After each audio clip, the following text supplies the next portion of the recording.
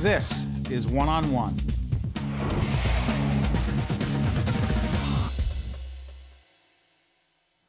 We are pleased to be joined by Mark Mautone, the 2015 New Jersey Teacher of the Year, pre-K special education teacher at Wallace Elementary School. How you doing?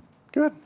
We're about to see a video from the Classroom Close-Up series done by our partners at the New Jersey Education Association. I met you in Atlantic City. Yes. The NJEA convention, right? That was great? That's right. It was awesome. It was great. Had a great time. Real quick, before we see this video, how great is it being Teacher of the Year? It's awesome. You know, you're able to visit schools, educators. You get to see what's going on in different communities. Something that you're not going to get being in the classroom, you know, all the time, you know. So it's been really great. Connecting educators with educators throughout the state, even across state lines. So you're an ambassador for educators. I just made that up. It sounds true. good, but it is true. You ready to see this video? Let's do it. Let's do it. I know you've seen it, I've seen it, but more importantly, you need to see it. This is Classroom Close-Up, seeing the Teacher of the Year. It's great stuff. Check it out. Thursday, high five. Awesome job. All right. Since 1995, Mark Mautone, a pre-K special education teacher, has devoted much of his time to doing what is best for his students. Teasing Mr. Alligator can't catch Selected as the 2014-2015 New Jersey State Teacher of the Year, Mark's dedication and passion is not only felt by his colleagues, but also by his students. What letter makes it sound? J. Oh, you're so smart. Autism, I find, is a very complicated disability. It's complicated because every child I've ever worked with have always need something individualized. No, it's not a cookie-cutter approach in how we teach it. And not just in the classroom, but even the needs inside a home environment are so different. It's really a clean slate, and you need to really build a foundation for that child so that that child can learn. Ava was diagnosed as being on the autism spectrum when she was 2.5.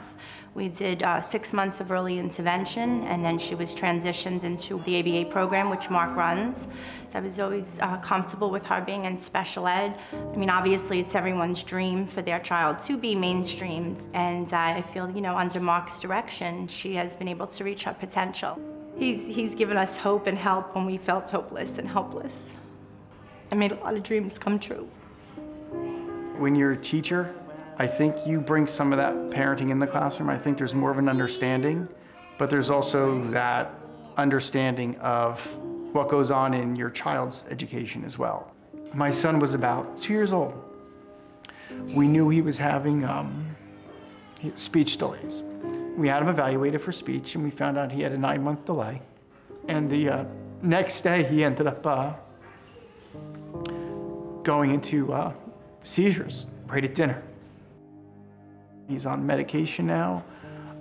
He's in a preschool classroom. He receives speech. So, you know, I just want to make sure in the end that he's happy.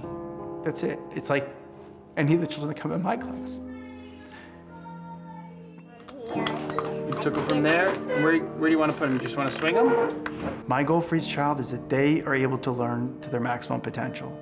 Because even at the preschool, you're building that foundation. If I've set low expectations for them, then everybody's going to set low expectations for them. Don't ignore them just because, well, they have a disability. They don't know how to say hi. We'll teach it to them. It doesn't make a difference because they deserve that. I don't like to use the word success. I like to use that we're on the right path. Stop! Right at it. Did you like that song? Yeah. How personal is all this for you? Very.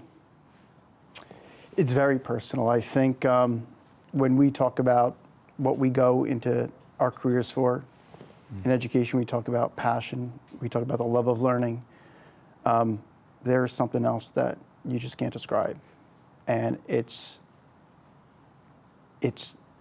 getting children to learn when people thought it was either impossible or they've tried so many other interventions or settings or programs, and now their child's able to learn.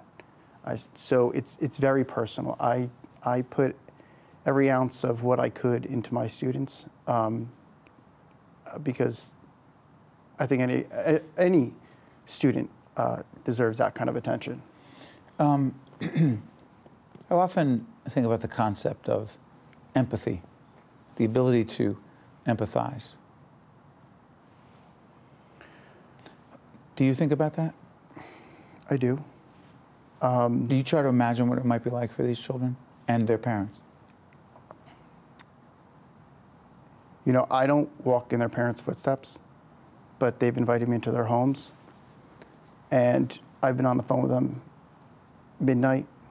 I've Skyped during, could be questions or meltdowns or sleeping disturbances that they need help with.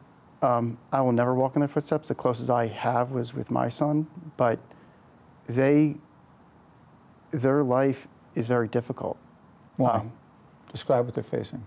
They're facing challenges that, you know, especially in the preschool level. When you have a parent coming into preschool, they don't know what's going on with their child. Their child may have just been diagnosed or not even have a diagnosis. They may just have characteristics of, but not diagnosed yet. And it's very scary for them. And you as an educator you have to be very sensitive to their needs. You have to walk them through every step. And it's more than just teaching their kids. It's about really getting to know them and understanding their parents' needs as well as their child's needs. And how can they best feel that they can help their child. I've been in many, many homes where the parents just don't feel they can give enough to their child. And they don't have anybody to turn to. I mean, we know it's a fact, resources for children with autism or special needs is very expensive. And if I can give them the expertise that I have, then I'm going to do that. And if they need other resources, I'm going to hook them up with that. Sometimes you have to break down that red tape for a child, because in the end, that's who suffers. How are you able to do all that and still do for your own family? There's a balance. There's a balance. It's a hard balance. Do you ever get so consumed by your own students that it's hard to keep the balance? No. There are times that, you know, usually I put everything away until maybe my kids go to bed. And then I'll get on the email at 8 o'clock if I have to talk to a parent. If I have a meeting after school, you know, I get out at 3 o'clock. So it's that extension of outside your time. It's not just a job for me. So someone says your job ends at 3, you say? No, it doesn't. When does it end? It ends when I stop receiving emails and phone calls from parents. But it's not going to end that way. My parents know, and that's something you put down, there are a lot of needs. And sometimes I may be the only resource. But they know and they respect, you know, my family. You know, they're not going to, you know, impose on that. But I think it's how I can help that is by helping them after school or before school and bring them in for training and go home to train them. They're not going to need me as much anymore. They're going to take the lead. And finally, the greatest reward you get out of your work is? Watching a child learn. It's a moment that I'm going to tell you, you cannot describe it. It's a skill that you've been working on for months and months, and it's that moment it just clicks. And then they're able to demonstrate it at home. And it may be so small to us as educators because we look at the bigger picture, but for those parents and for that child, that was that stepping stone that's going to take them further than we ever knew. It's no secret why Mark Mautone is the 2014-15 New Jersey Teacher of the Year. Thank you very much. You honor us by your presence and, more importantly, by the work you do every day. Thank you. Thank you. One-on-One with Steve Adubato has been a production of the CAUCUS Educational Corporation, celebrating over 25 years of broadcast excellence. Funding for this edition of One-on-One with Steve Adubato has been provided by United Water, the New Jersey Education Association, Wells Fargo, Berkeley College, MagnaCare, the Russell Berry Foundation, and by Fedway Associates. Transportation provided by Airbrook Limousine, serving the metropolitan New York, New Jersey area.